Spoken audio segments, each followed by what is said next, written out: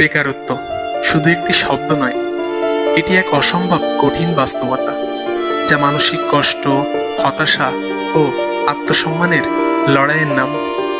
সমাজের চোখে হয়তো বেকার মানুষেরা শুধুই অলস, অথচ তাদের সংগ্রাম চেষ্টার গল্প কেউ বোঝে না। তোমার চাকরি হয়নি এখনো, এই একটি প্রশ্ন যেন প্রতিদিনের দুঃস্বপ্ন। আত্মীয় স্বজনের চোখে তুমি শুধুই একজন ব্যর্থ মানুষ, যাদের কাছে চেষ্টার কোনো মূল্য নেই।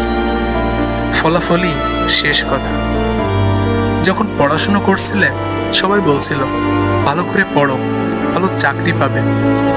কিন্তু যখন চাকরি হয় না, তখন সমাজ বলে তোমারই দোষ, ঠিকমতো চেষ্টাই করনি।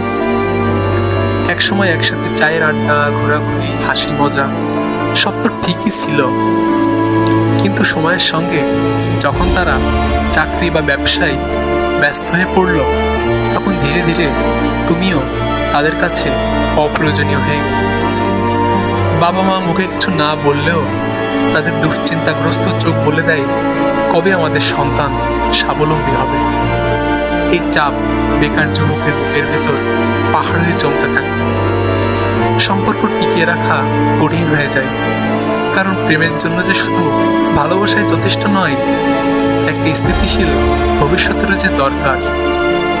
একসময় যিনি পাশে থাকার প্রতিশ্রুতি দিয়েছিল, তিনিও বাস্তবতার কাছে হার মানতে বাধ্য। সমাজের দৃষ্টিভঙ্গি বদলানো জরুরি। বেকার মানে অলস নয়, বরং সংগ্রামরত এক যোদ্ধা, যা শুধু একটা সুযোগের অপেক্ষা।